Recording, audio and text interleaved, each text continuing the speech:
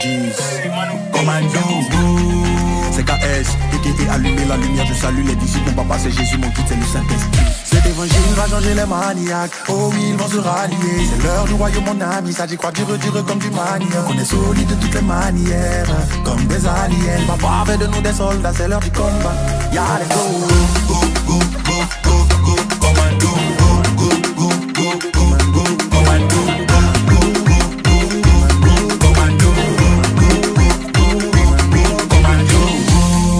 Soldats du Christ, on est envoyé pour gagner des âmes.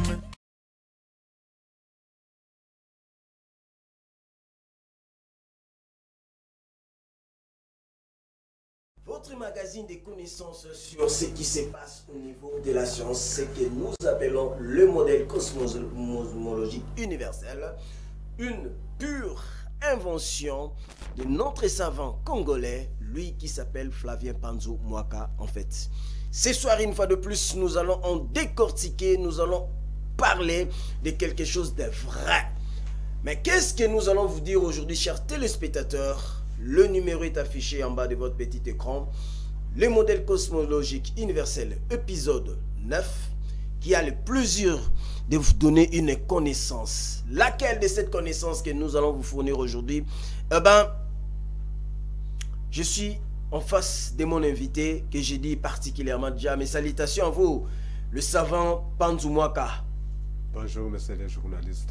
Comment vous allez? Oui, oui, je vais bien. Eh ben, aujourd'hui, nous voulons en parler quelque chose de très délicat. Et les téléspectateurs sont dans la soif de comprendre, en fait, c'est quoi la Bible? Qu'est-ce qu'il y a? Est-ce que nous pouvons dire que c'est un bon mariage ou c'est un mariage raté entre la science et la religion? Est-ce que vous pouvez un peu répondre par rapport à cette préoccupation? Oui, je peux effectivement répondre par rapport à cette préoccupation, à ce qui concerne les mariages entre la science et la Bible. Vous savez que dans la Bible, il y a beaucoup de phénomènes inexpliqués, beaucoup de phénomènes basés sur la foi. Là, on ne pouvait pas aligner ces phénomènes-là avec la science, parce que la science ne vérifie que ce qui est beaucoup plus réel. Tandis que la Bible est... Tandis que dans la Bible, on retrouve ce qui est réel et ce qui est basé sur la foi. Alors, souvent quand on parle des mariages entre la science et la religion, on ne voit pas la religion dans son entièreté. On voit beaucoup plus les schémas bibliques de la création.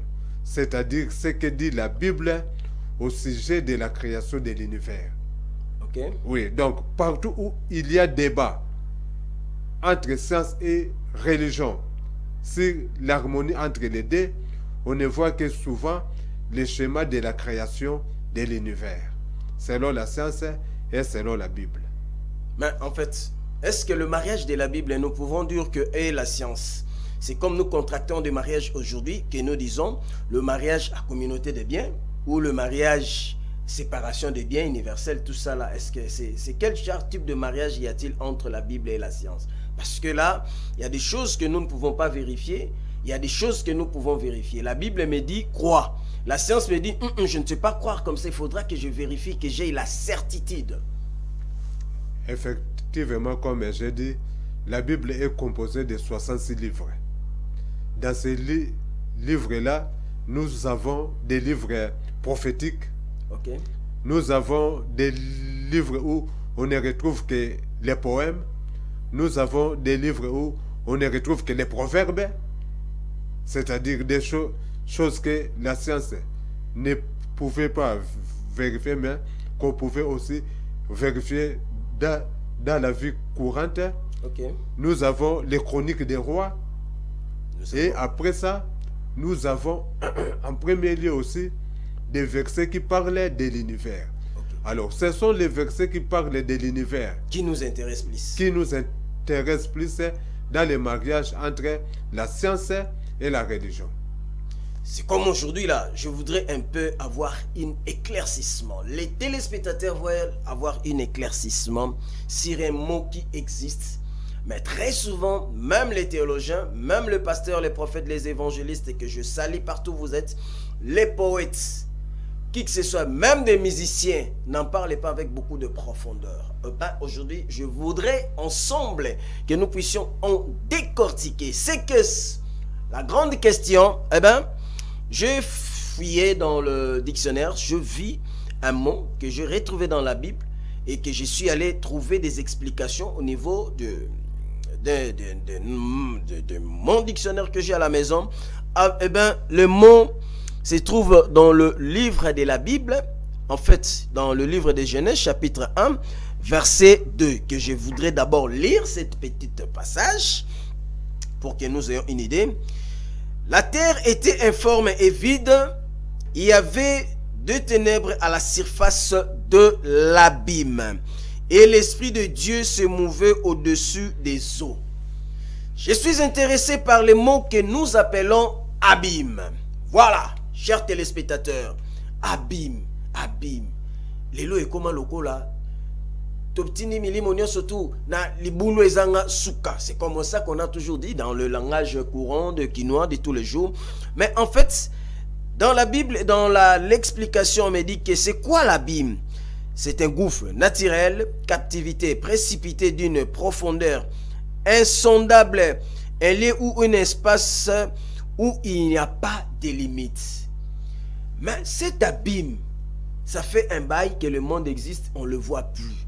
Alors que dans certains versets que nous avons vus de la science, par exemple, il a dit, créons le soleil, créons le luminaire, nous avons vu le soleil, nous avons vu la lune. Mais cet abîme, où est-elle partie? Elle a disparu de la nature, elle a disparu du cosmologe, parce que même dans la Bible, l'abîme, je ne le vois plus, peut-être en Apocalypse, peut-être que je peux encore le revoir, mais en fait, je ne le vois plus. C'est parti où? Elle a voyagé, elle a changé de planète? En fait, pour répondre à la question, je voulais d'abord préciser à tous ceux qui nous suivent aujourd'hui ce qu'on entend effectivement par les modèles cosmologiques universels. En fait, les modèles cosmologiques universels, c'est un modèle cosmologique. C'est-à-dire, la cosmologie, c'est la science qui étudie les origines, l'évolution et les structures de l'univers. Voilà. Alors, les modèles scientifiques qui est réellement accepté à l'unanimité, c'est ce qu'on appelle les modèles standards. Ok. Alors, les modèles cosmologiques universels, c'est quoi? En fait, dans les modèles standards, les savants que nous appelons des grands chercheurs, souvent ils ont des prix Nobel de la physique, ils ont essayé de démontrer les schémas de l'univers à partir de l'origine jusqu'à nos jours.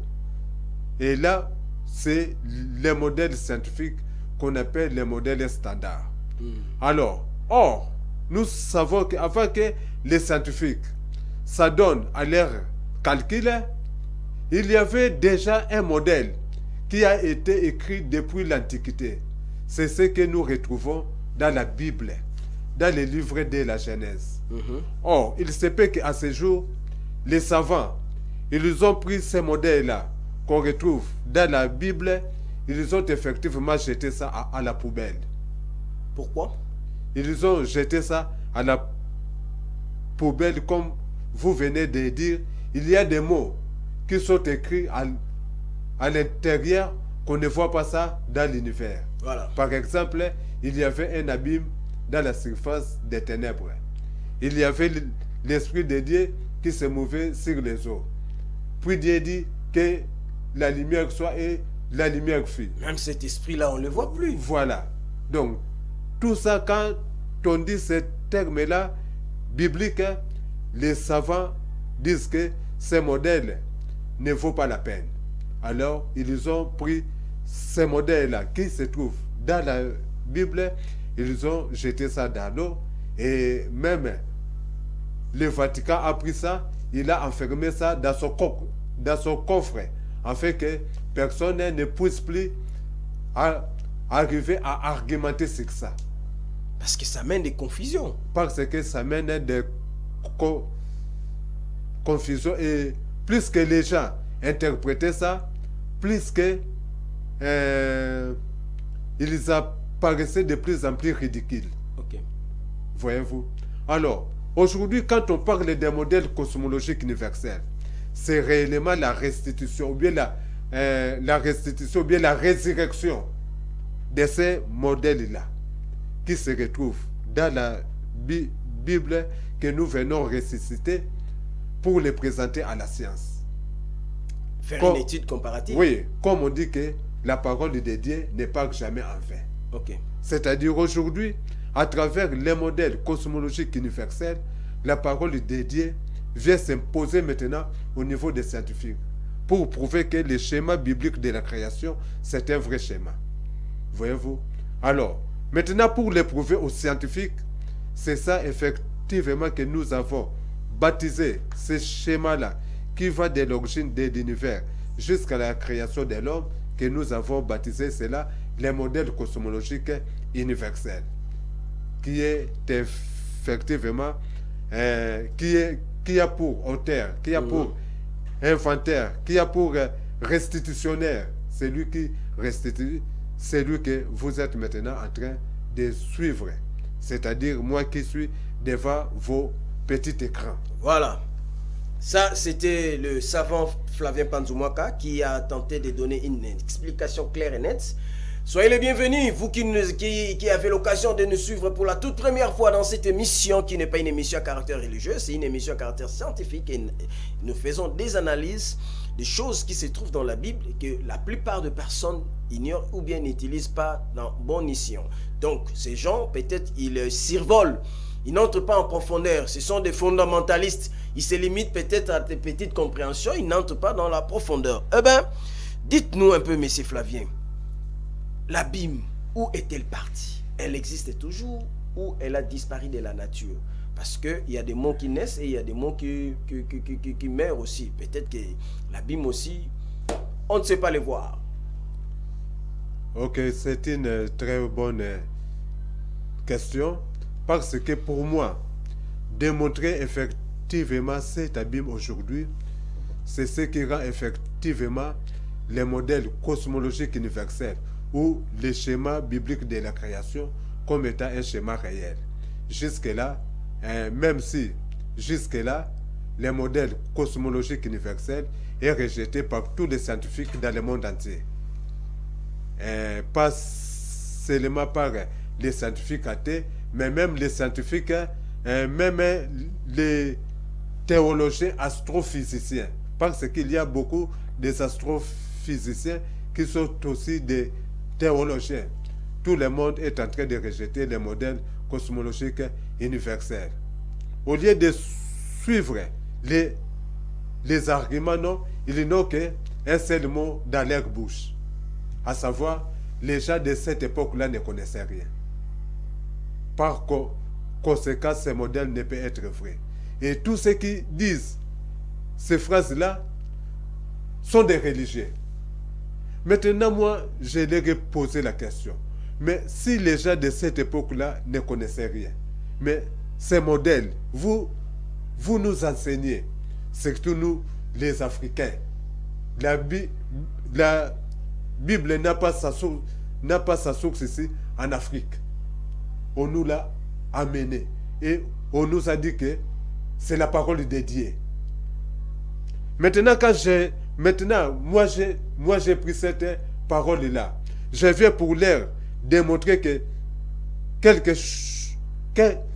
chose est vrai, et même qui nous ont appris que c'est la parole de Dieu. Maintenant, ils commencent maintenant à mettre ça en doute.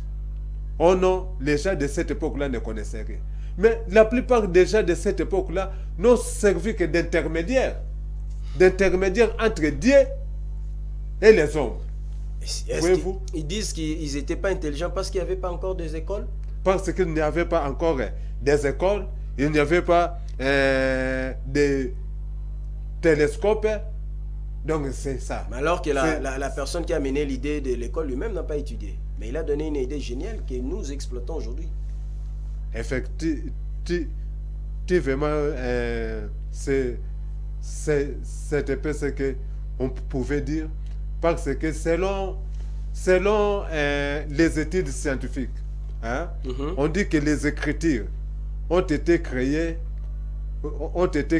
à 3300 ans avant Jésus-Christ. Les Écritures ont été créées à 3300 ans avant Jésus-Christ. Là, selon la science. Et la création des Écritures a marqué le début de l'histoire. Okay. Voyez-vous? Or, Moïse qui a écrit le schéma biblique de la création a vécu en Égypte, qui était effectivement une nation très avancée. Très forte. Très fort. En cosmologie. Et puis, il y avait déjà aussi les cours de mathématiques. Alors, c'est Moïse qui a écrit le schéma biblique de la création. Mais pour ces gens-là, je vous dis, moi, je mets souvent les athées à côté. Moi, je parle des théologiens scientifiques. Pour les théologiens scientifiques, ce sont eux qui sont aujourd'hui les premiers à rejeter les schémas bibliques de la création. Voyez-vous? Ce sont eux qui sont les premiers à rejeter aujourd'hui les schémas bibliques de la création. Ok. Comme je vous ai dit, ils disent que ce schéma vient de l'Antiquité. Et ces gens-là, de l'Antiquité, ils ne connaissaient rien. Mais qui nous ont quand même transmis une information que nous débattons jusqu'aujourd'hui, ces gens de l'Antiquité. Parce que Moïse a vécu dans l'Antiquité, s'il faudra qu'on se le dise. Effectivement, si vous demandez à ces mêmes croyants qui rejettent les schémas bibliques de la création, ils vous diront que la Bible, c'est la parole de Dieu. Alors, si ces gens-là ne connaissaient rien, est-ce que Dieu aussi ne connaissait rien? Voilà. Alors, c'est ainsi que, étant donné que jusque-là, ils n'ont pas vu ce qui est écrit dans les schémas bibliques de la création, dans l'étude de l'univers, alors ils ont pris ces schémas-là, ils ont mis ça de côté. Et les hommes ont commencé maintenant par eux-mêmes, par leur connaissance et intelligence, à raisonner sur la façon dont l'univers a été créé. Ce sont des imaginations, là. Effectivement, tout en rejetant la Bible. Voyez-vous? Alors, quand le modèle cosmologique est venu, je vous dis que ce modèle est apparu en 2020, lors de la date de l'apparition de mon premier livre. Okay. Quand le modèle cosmologique universel est venu, ce modèle a commencé par secouer et la théologie et la science. Ok. Pourquoi? Parce que les explications que le modèle cosmologique universel a amené, les théologiens ne connaissent pas ça. Et les scientifiques ont voulu traiter ça du concordisme. Par exemple, dans la question d'aujourd'hui, pourquoi on ne voit pas l'abîme? Parce qu'il est écrit au commencement de l'univers, il y avait un abîme dans la surface des ténèbres. Alors, si je prends seulement le mot abîme, voilà, les scientifiques me diront que je suis en train de faire du concordisme. C'est-à-dire, si j'explique l'abîme en tant qu'un terme de dictionnaire, on me traitera que je suis en train de faire du concordisme. C'est-à-dire que je crée une explication afin d'adapter les schémas bibliques de la création à la vérité. Ils vont dire que c'est aussi par sentiment. Ce sont des sentiments non, qui non. vous ont poussé. Oui, effectivement, ils vont appeler ça le fanatisme religieux. Ok. Or, ici, on n'est pas dans une émission de la religion. Non. On est dans une émission scientifique. C'est-à-dire les choses que les scientifiques pouvait effectivement vérifier. Voyez-vous? Alors, pour entrer maintenant dans le but du sujet, on nous dit qu'il y avait l'abîme dans la surface des ténèbres. Pourquoi aujourd'hui cet abîme-là, on ne le voit pas? Et Bunga. Tout d'abord, j'étais à dire aux scientifiques ceci. L'histoire de l'univers, telle que racontée dans la Bible, dans les premiers jours de la création, fait partie de ce qu'on appelle l'avant Big Bang. Okay. C'est-à-dire, jusque-là, les scientifiques ont commencé à constater les structures qui se retrouvent dans l'après-Big Bang. Voyez-vous? Donc, jusque-là, les scientifiques ont commencé à constater les structures qui se retrouvent dans l'après-Big Bang. Okay. Mais les premiers jours de la création, les premiers jours bibliques, parlaient de l'univers de l'avant Big Bang, dont on ne retrouve plus ce qu'il y avait auparavant. Parce qu'il n'y a pas eu aussi des humains qui pouvaient enregistrer tout ce qui s'est passé. Mais là, il n'y avait pas encore création des hommes. Rien. Il n'y avait rien. Il n'y avait pas. Les hommes ont été créés au 6e jour, ou bien à la dernière étape de l'univers. Et quand ces hommes-là ont été créés, ils ont fait tous leurs calculs pour aboutir à l'information que Dieu n'existait pas. Vous, on vient de vous créer en dernier lieu. Et puis vous dites que Dieu n'existait pas. C'est ça l'ingratitude que nous voyons chez les hommes. Effectivement. Et puis vous venez vous dites que Dieu n'existait pas. Alors, jusque-là, il n'y avait aucune preuve qui pouvait démontrer que Dieu existait. À part, effectivement, ce que l'homme expérimente lui-même avec Dieu et qu'il ne peut pas démontrer ça d'une manière scientifique. Mais si aujourd'hui, il y a un modèle, il y a quelqu'un dans le monde qui peut prouver que le schéma biblique de la création est vrai, cela effectivement ramènera tout le monde à la raison. Cela fera que les gens maintenant vont se poser la question: est-ce que Dieu existe, oui ou non? Parce que ce modèle a été écrit dans l'Antiquité, où il n'y avait pas tous ces télescopes. Alors, comment quelqu'un de l'Antiquité peut-il écrire quelque chose qui est vrai? Alors, comme j'ai dit, au lieu d'expliquer les mots abîme, on va d'abord expliquer d'où est venu cet abîme dans l'avant Big Bang. Quand j'ai dit dans l'avant Big Bang, les scientifiques savent effectivement de quoi je parle. Ok. Surtout les astrophysiciens. Alors, là, maintenant, revenons d'abord au verset 1. Voilà. Au verset 1, on nous dit: au commencement, Dieu créa les ciels et la terre. Voilà. La terre était informe et vide. Là, déjà, nous sommes dans le verset D. Voilà. Là, maintenant, on entre dans le verset D. Mais, oui, on entre dans le verset D. Au commencement, Dieu créa les ciels et la terre. La terre était informe et vide. Alors, dans l'ancien temps, les termes scientifiques qu'on utilise aujourd'hui n'existaient pas. Voyez-vous? Alors, celui qui a écrit le schéma biblique de la création ne pouvait utiliser que les choses que les gens peuvent comprendre. C'est comme si tu es en train de raconter une histoire à un enfant de l'école maternelle. Voyez-vous? Vous ne pouvez pas dire des mots auxquels il ne peut pas comprendre. Alors il leur dit: au commencement, Dieu créa le ciel et la terre, mais la terre était informe et vide. Là, c'est dans la version Louis II. Ok.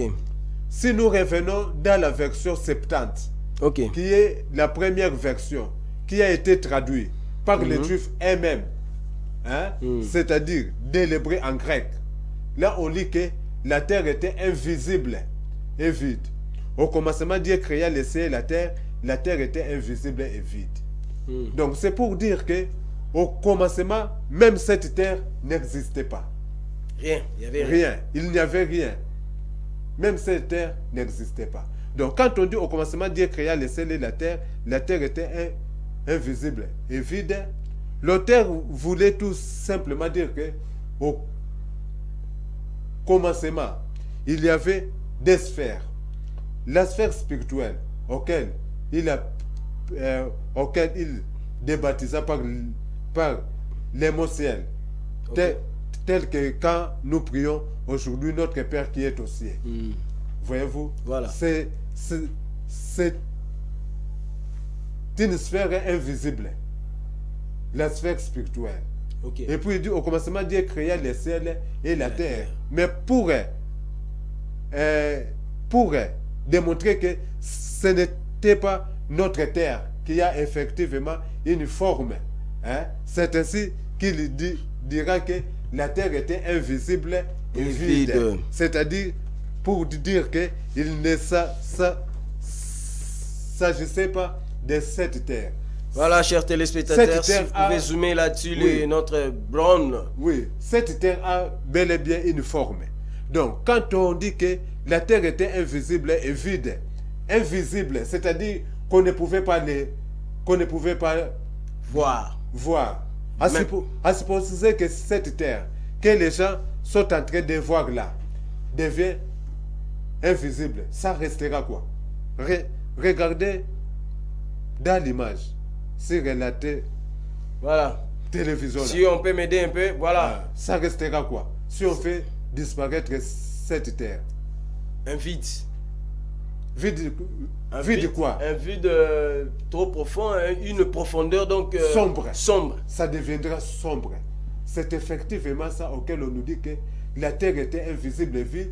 Il y avait de l'abîme. Il y avait des ténèbres dans la surface de l'abîme. Moulili. Voilà, c'est ça. Il y avait des ténèbres dans la surface de l'abîme. Donc l'univers, dans l'univers, il n'y avait effectivement rien. Il faisait noir. C'est cette noire-là dont on ne connaissait pas la profondeur. C'est ce qu'on a appelé abîme. Peut-être que les gens penseront que cette explication-là vient de moi. Mais lisez un peu l'explication que vous-même vous avez tirée dans les dictionnaires. Lisez ça un peu lentement. Et que même les gens qui nous suivent peuvent aussi lire on rentre cette sur le plateau dans leur propre maison. Voilà, je voudrais un peu lire quelque chose pour que nous puissions bien comprendre. Nous sommes en train de parler de l'abîme. C'est qu'est-ce l'abîme? D'où est-elle venue? Ça se trouve où aujourd'hui? Parce que tout ce que Dieu a créé, selon la Bible, nous le voyons. Mais l'abîme, nous avons entendu parler et on ne le voit plus. Mais l'explication fournie par les scientifiques qui ont cogité ce que nous appelons les dictionnaires, il nous dit ceci. Abîme, gouffre très profond. Dans l'autre explication, on nous dit que c'est quoi l'abîme? Gouffre naturel, cavité précipitée d'une profondeur insondable ou lié espace qui n'a pas de limite assignable. Voilà un peu ce qu'on nous dit avec l'explication des scientifiques, des gens qui ont analysé ces mots-là, qui ne sont pas des religieux. Ce sont eux qui ont donné la définition de l'abîme, c'est-à-dire un gouffre sans fin, dont on ne connaît pas des limites. Voilà. Donc c'est ça, quand on dit qu'au commencement, Dieu créa les ciels et la terre était invisible et vide. Il n'y avait qu'un abîme. Il n'y avait même pas de limites. Il n'y avait pas... D'ailleurs, qui pouvait mesurer ça? Personne. Donc, il n'y avait pas de limites. On nous dit tout simplement qu'il y avait un abîme. Il y avait les ténèbres dans la surface de l'abîme. Donc, il ne faisait que noir. Il n'y avait ni soleil, ni les étoiles. Il n'y avait rien au tout début de l'univers. Et c'est ça que l'auteur a qualifié d'abîme. Ok. Voyez-vous, au tout début de l'univers. Voyez-vous.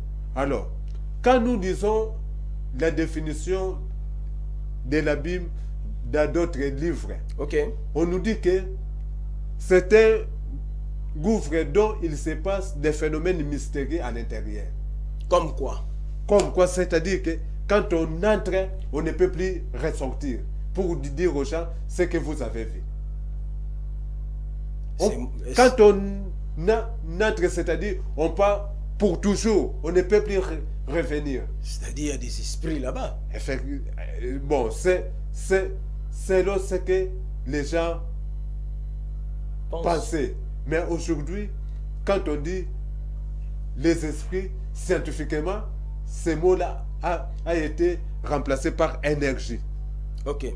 C'est-à-dire, l'abîme, c'est un gouffre où se déroulent des phénomènes énergétiques inexpliqués. L'abîme, c'est un gouffre où se déroulent des phénomènes énergétiques inexpliqués. Voilà. Alors, qu'est-ce qu'il y avait dans cet abîme-là où il est écrit il y avait les ténèbres dans la surface de l'abîme?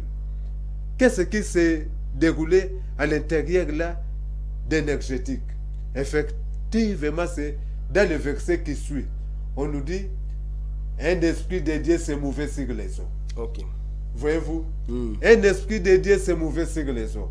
Et je vous ai dit qu'actuellement, le mot esprit a été remplacé scientifiquement par le mot énergie, une force. C'est-à-dire, il y avait une force qui se mouvait autour d'une substance que l'auteur, dans l'Antiquité, a qualifié des eaux. Ok. Voyez-vous? Il y avait un esprit de Dieu qui se mouvait dans les eaux à l'intérieur de cet abîme. Voyez-vous? Et aujourd'hui, les mêmes phénomènes a été effectivement constaté par les scientifiques. Ok. Par les scientifiques. Ces scientifiques-là qui disent qu'aujourd'hui, ils ne voient pas cet abîme. Voyez-vous? C'est disparu. C'est... Vous l'avez caché, vous, dans le modèle cosmologique universel. Non, non, au contraire. Le modèle cosmologique universel est là pour démontrer que tout ce qui est écrit bibliquement est effectivement réel. Est effectivement réel d'une manière scientifique. Ok. Aujourd'hui, dans chaque galaxie, dernièrement, dans notre dernière émission, j'avais parlé de ce qu'on entend par le mot galaxie. C'est-à-dire quand vous prenez les soleils, les planètes, les étoiles, la Terre, tout dans son ensemble là, hein, ça forme une galaxie. Et aujourd'hui, les scientifiques, ils ont trouvé qu'à l'intérieur de chaque galaxie, il y a un grand abîme dont même n'arrive pas à expliquer l'existence. Au moins chez les soleils, il n'y a pas d'abîme. Non. Les soleils, c'est une masse qu'on pouvait voir. On ne sait même pas les percer. L'abîme, c'est... Même dans le soleil, on ne sait pas qu'est-ce qu'il y a dedans. C'est-à-dire, quand vous prenez ici les soleils, ici, vous avez les étoiles. Alors maintenant, au milieu, hein, au milieu des scientifiques. Cet intervalle-là. Voilà, c'est-à-dire au milieu, hein, les scientifiques ont constaté que dans chaque galaxie, il y a un grand abîme. Okay. C'est-à-dire qu'il y a un trou profond que eux-mêmes, les scientifiques, n'arrivent pas à expliquer comment ce trou s'est formé. Okay. Voyez-vous? Que eux-mêmes, les scientifiques, n'arrivent pas à expliquer comment ce trou s'est formé. Vous m'avez posé la question. Où se trouvait cet abîme-là qu'on nous dit au début qu'il y avait les ténèbres dans la surface de l'abîme. Alors moi, je vous dis que les scientifiques ont déjà constaté cela. Ils ont déjà remarqué cela avec leurs différents appareils. Okay. Qu'au milieu de chaque galaxie, ils ont constaté un abîme qu'ils appellent un abîme super massif, c'est-à-dire un abîme qui peut englober même que ce soit le soleil ou les étoiles, cet abîme-là peut engloutir oui, tout ça là. Oui, peut engloutir ça. Et vous savez les noms qu'ils ont donnés à ces abîmes. C'est quoi? Les trous noirs. Ok, ok. Un trou profond. Voilà. Les scientifiques ont surnommé cela des trous noirs. Alors qu'on parle toujours dans le même langage. Voilà. Donc ce n'est que les mots qui se différencient. Et moi, dans le modèle cosmologique universel, j'avais écrit que si la personne qui s'appelle Frank Zwicky, c'est lui, je crois il est de la nationalité suisse ou bien américaine, c'est lui qui avait donné les noms des trous noirs. Alors, je m'étais dit que si les savants là connaissaient les écrits bibliques, au lieu de parler des trous noirs, il aurait pu retenir les mots bibliques qui s'appellent abîmes. Abîmes. Voyez-vous? Donc, aujourd'hui, les abîmes sont effectivement visibles dans le monde. Donc, on appelle effectivement les trous noirs. Lorsque les astronautes ils vont dans le ciel, cet espace-là, hein, l'espace compris entre la Terre et là où ils font leur voyage, quand ils partent, cet espace, c'est ça qu'on appelle l'abîme. Non, non. L'abîme, c'est quand, ici, sur la Terre, nous voyons ce que les gens appellent tourbillon. Voyez-vous? Donc, les tourbillons occupent un espace. Voyez-vous? Les tourbillons ne remplissent pas toute la Terre. Okay. Mais ils occupent un espace. Tout comme les abîmes qu'on retrouve dans les ciels, bien dans les différentes galaxies, occupent aussi un espace. Voyez-vous? Si nous parlons maintenant de ce qui est à l'intérieur de cet espace. Oui, ce qui est à l'intérieur de cet espace, à l'intérieur de ces abîmes, hein, ces abîmes-là répondent à la description que la Bible a donnée. Lisez un peu la description que la Bible a donnée. Parce que je ne veux pas que les gens puissent me dire que je suis en train de faire du concordisme. La description que la Bible a donnée concernant la composition de l'abîme. Nous commençons dans le chapitre 1, le verset 2. La terre était informe et vide. Il y avait deux ténèbres, à la surface de l'abîme. Limitons-nous voilà. par là. On dit que la terre était invisible et vide. Il y avait les ténèbres à la surface de l'abîme. Donc le ténèbre, c'est un autre mot. L'abîme aussi. Non, à l'intérieur de l'abîme. L'abîme, je vous ai dit qu'on ne pouvait pas voir ce qui était à l'intérieur. Voilà. Voyez-vous? Il y avait les ténèbres à l'intérieur de l'abîme. Voilà. La Bible est très claire.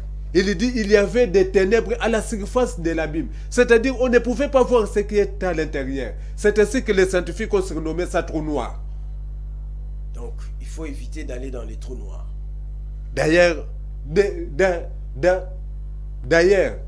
si vous arrivez seulement près, le trou noir lui-même va vous aspirer. Et puis c'est fini. Oui, pour vous. Que ce soit une étoile qui s'approche du trou noir, le trou noir va l'aspirer. Voyez-vous? Et comme j'ai dit, les astrophysiciens ont constaté que dans chaque galaxie, il y a effectivement un abîme profond. Voyez-vous? Et si vous lisez la définition de l'abîme, hein, c'est un trou où il se déroule à l'intérieur des phénomènes énergétiques mystérieux. C'est effectivement aussi ça, ce que les scientifiques ont constaté aujourd'hui quand les scientifiques parlaient de trous noirs. C'est vraiment comme la Bible l'a décrit. Ok. Noir sur blanc. Mais lorsqu'on parle de que la terre était informe et vide, il y avait de ténèbres à la surface de l'abîme. C'est-à-dire que c'est le vide en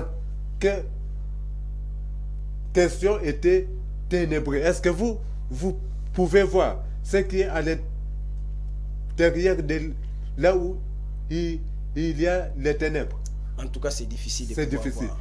Donc, la terre lui-même, au départ, hein, disons que l'univers, pas la terre, l'univers, parce que quand on dit la terre était informe et vide, ou la terre était invisible et vide, on parlait de l'univers. Donc, l'univers lui-même, au départ, ça s'est comporté comme un trou noir.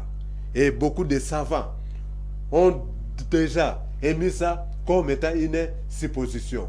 Mais maintenant, aujourd'hui, moi, je viens pour leur dire que ce que vous mettez comme une supposition, la Bible avait déjà parlé de cela. Sauf que au lieu de parler de trou noir, la Bible a utilisé le mot abîme. Donc, je comprends que les téléspectateurs, il y a souvent ce que nous appelons des conflits de compétences à travers des mots. Hein? Le mot nous pose des problèmes à travers des incompréhensions. On peut dire maman, c'est une fille. Une fille et maman. Mais seulement, ça dépend de l'endroit ou de moment où on l'utilise. C'est-à-dire, par exemple, comme on venait de dire, les trous profonds, ce n'est que l'abîme.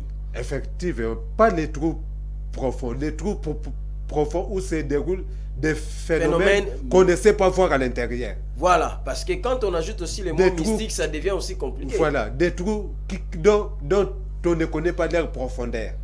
Voilà. C'est ainsi qu'aujourd'hui, on dit qu'on ne connaît pas la profondeur de l'univers, même jusqu'à aujourd'hui.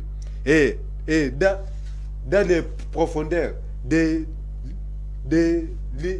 l'univers, il ne fait que noir. Donc, ce qui était décrit qu'il y avait de l'abîme dans la surface des ténèbres. Donc, jusque-là, dans les profondeurs de l'univers, ce noir-là est toujours en train de persister. Okay. C'est pour dire que le schéma biblique de la création est vrai. Voilà, chers téléspectateurs, je crois que les bonnes choses ne dire jamais. C'est en une minute, je crois que monsieur le savant Flavien Panzumwaka qui voudrait que vous, chez les chers téléspectateurs, le numéro qui est affiché en bas de votre petit écran, c'est son numéro. Vous pouvez l'appeler à n'importe quel moment.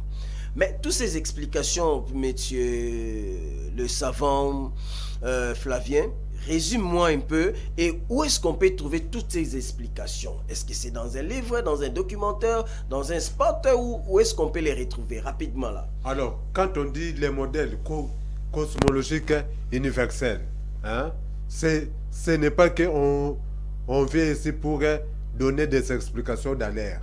Il y a des livres qui sont en train de... où j'ai développé tout ce que je viens de dire.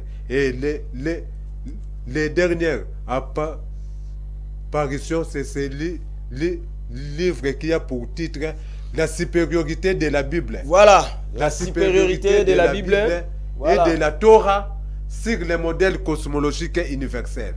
La supériorité de la Bible et de la Torah sur les modèles cosmologiques universels. Si vous saisissez mon nom, que je demanderai au réalisateur de pouvoir écrire. Oui, prochainement, de mettre ça sur l'écran, hein, parce que c'est par là que les gens vont commencer à rechercher mes livres sur Google à partir de mon nom. Hein. Ils trouveront des livres qui donnent toutes ces explications en détail. Voilà, les bonnes choses ne dire jamais. Je rends un hommage célèbre à un grand ami qui nous a laissé, qui est allé dans le monde de l'au-delà, qui est un réalisateur qui m'a réussi dans ce monde de la réalisation cinématographique. Emma Diabanza que nous avons enterré aujourd'hui. En tout cas, je lui dédie cette émission de connaissances que, chers téléspectateurs, restez toujours branchés dans le programme de notre chaîne de télévision Movie Télévision et votre rediffusion le mardi à 10h comme d'hab et la diffusion toujours le samedi à 18h30.